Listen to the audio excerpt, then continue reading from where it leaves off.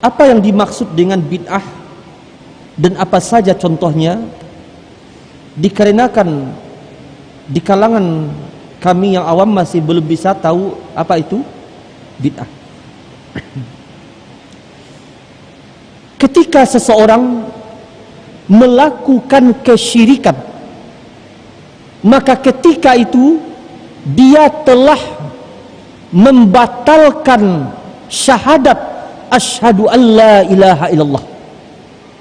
Dan ketika seseorang melakukan bid'ah, maka ketika itu dia telah menodai syahadatnya asyhadu anna muhammadar rasulullah.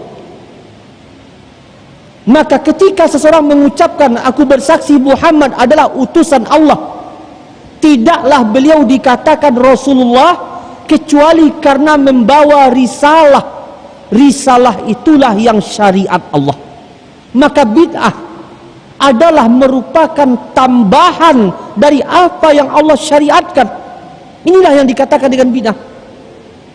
Atau definisi yang disebutkan oleh Imam Asy-Syatibi di dalam kitabnya Al-I'tisam, beliau mengatakan bahwa bid'ah itu adalah thariqatum fid din, sebuah metode di dalam agama.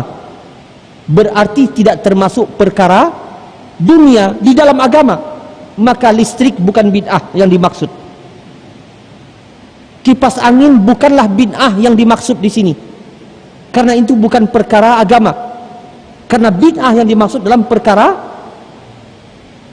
agama ini thariqatum fid din. Kemudian mukhtara'ah, yang diada-adakan, menunjukkan dia tidak memiliki landasan dari kitabullah dan sunnah, tidak memiliki dalil dari kitabullah dan sunnah. Dan ingat, setiap ibadah berdiri dengan dalil khusus. Maka tidak boleh berdalil dengan dalil umum untuk sebuah ibadah. Apa contohnya? Ada seseorang sholat sunat ba'diyah asar, sholat sunat ba'diyah asar, lalu kita katakan, ini tidak ada apa? Apa jawabnya? Kenapa kamu larang saya sholat? Bukankah Allah Ta'ala berfirman aqimis sholata li dzikri? Kira-kira dalilnya benar atau tidak? Gimana? Dalilnya benar, istidlalnya batil. Dalilnya Al-Quran, aqimis sholata li dzikri, betul dalilnya, tetapi tidak cocok untuk perbuatan yang dia lakukan. Maka setiap ibadah berdiri dengan dalil khusus, jangan pakai dalil umum. Maka ketika dia tidak memiliki dalil mukhtara'ah, berarti dia adalah ibadah yang diada-adakan. Kemudian yang ketiga, tudahis syariah, tujuannya adalah untuk menandingi syariat, untuk menyerupai syariat. Nah, ini yang membedakan dia dengan maksiat. Adakah orang mengatakan berjudi itu bid'ah? Tidak, karena judi bukan ibadah, judi bukan syariat. Tetapi bid'ah dia mirip dengan syariat, menandingi syariat, menyerupai syariat, seolah-olah dia adalah syariat, padahal bukan. Padahal bukan. Apa contohnya? Ada orang berzikir Allah Allah Allah Allah Allah Allah Allah Allah, lalu dia memakai dalil ya ayyuhalladzina amanu dzkurullaha dzikran katsira, wahai orang beriman berzikirlah kepada Allah dengan zikir banyak-banyak. Itu kan zikir itu. Maka kita katakan, adakah zikir Allah Allah yang anda lakukan itu dilakukan oleh Nabi SAW dan para sahabat? Pernah berzikir dengan zikir dengan lafaz itu? Kalau tidak, maka inilah dia yang dikatakan bid'ah. Dari satu sisi seolah-olah dia adalah syariat, tetapi kalau dilihat betul dari sisi yang lain tidak ada dalilnya, maka jadilah dia bid'ah. Atau contoh yang lain, seseorang mengatakan malam ini adalah malam 12 Rabiul Awal, berarti malam ini saya akan sholat tahajud. Sholat tahajud ada tidak syariatnya? Ada syariatnya. Tapi adakah dalilnya mengkhususkan tahajud pada 12 Rabiul Awal? pada malam Jumat? Tidak, karena Allah Ta'ala tidak mengatakan seperti itu. Allah Ta'ala tidak mengatakan wa minal laili min nisfi Sya'ban, sebagian malam nisfu Sya'ban fatahajjad bihi. Tidak, tapi Allah katakan wa minal laili fatahajjad bihi, di sebagian malam-malam apa saja maka lakukanlah tahajud. Mengkhususkan sesuatu tanpa dalil, maka ini termasuk ke dalam makna bid'ah. Dan yang terakhir, unsur dari bid'ah itu adalah yuqsadu bisuluki 'alaiha al-mubalaghah fi ta'abbudi ila Allah Ta'ala. Tujuannya adalah untuk berlebih-lebihan di dalam mengibadati Allah. Kenapa? Karena orang yang melakukan bid'ah pada hakikatnya dia adalah orang yang tidak redo, tidak puas dengan apa yang ada dalam syariat. Apa yang ada dalam kitabullah, dalam sunnah, menurutnya belum lagi cukup, belum lagi sempurna. Kalau ditambahkan dengan idenya tadi, baru cukup. Kalau tidak ada ide yang dia buat tadi, tidak cukup syariat ini. Belum puas rasanya kalau belum seperti itu. Berarti apa? Dia telah menuduh syariat ini belum sempurna.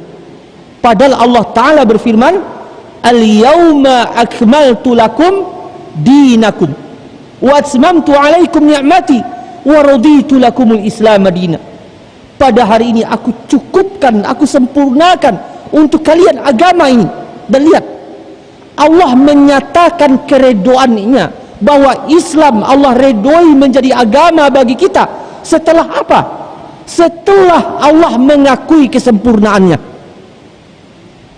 Allah redoi Islam menjadi agama bagi kita setelah mengakui kesempurnaannya, menetapkan kesempurnaannya.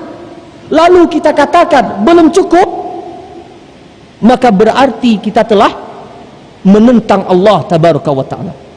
Maka kita katakan kepada orang yang seperti ini, kalau dia mengada-adakan sesuatu dalam agama, kita katakan yang engkau ada-adakan itu, apakah dia bagian dari agama Allah atau tidak? Yang dia ada-adakan tadi bagian dari agama Allah atau tidak? Kalau dia katakan tidak bagian dari agama Allah, berarti untuk apa dia sibuk-sibuk melakukan sesuatu yang bukan sebenarnya bagian dari syariat? Atau dia mengatakan ini bagian dari agama Allah. Lalu kalau itu bagian dari agama Allah, adakah dasarnya dari kitabullah dan sunnah?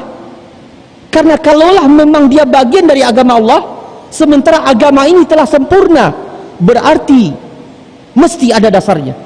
Kalau tidak, berarti dia adalah sisipan yang baru. Sebagaimana misalnya kita contohkan, kitab ini telah tamat, sempurna, datang kertas baru mengklaim bagian dari ini, maka itulah hakikat bid'ah. Dia menyusup ke dalam lembaran ini dan mengklaim sebagai bagian dari lembaran kitab ini, padahal tidak. Maka setiap bid'ah seperti itu, dia menyusup ke dalam agama seolah-olah dia menjadi bagian dari agama, padahal tidak. Maka sekali lagi, bid'ah tetaplah bid'ah. Dan Nabi SAW mengatakan, kullu bid'atin dolalah, setiap bid'ah itu adalah apa? Sesat. Sekarang kita tanya, kan ada bid'ah hasanah menurut sebagian orang. Maka kita jawab, Nabi mengatakan kullu bid'atin dolalah, setiap bid'ah itu sesat. Lalu Anda mengatakan ada yang hasanah. Mana yang lebih tinggi nilai perkataannya?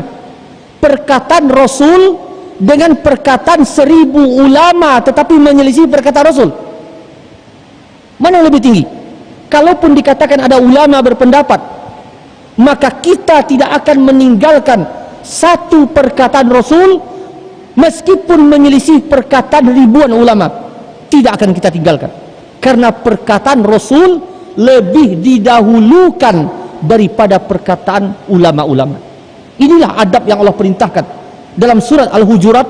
Allah Ta'ala berfirman, ayat yang pertama, ya ayyuhalladzina amanu la tuqaddimu baina yadayillah wa rasulih. Wahai orang yang beriman, janganlah kalian mendahului Allah dan Rasulnya. Termasuk bentuk mendahului Allah dan Rasulnya adalah mendahulukan perkataan makhluk daripada perkataan Allah dan Rasulnya. Mendahulukan perkataan ulama, mencampakkan hadis. Dan sahabat Abdullah bin Umar radhiyallahu an, beliau mengatakan perkataan yang masyhur dari beliau, kullu bid'atin dolalah wa in ra'ahan nasu hasanah. Setiap bid'ah itu sesat meskipun manusia menganggap baik. Wallahu a'lam.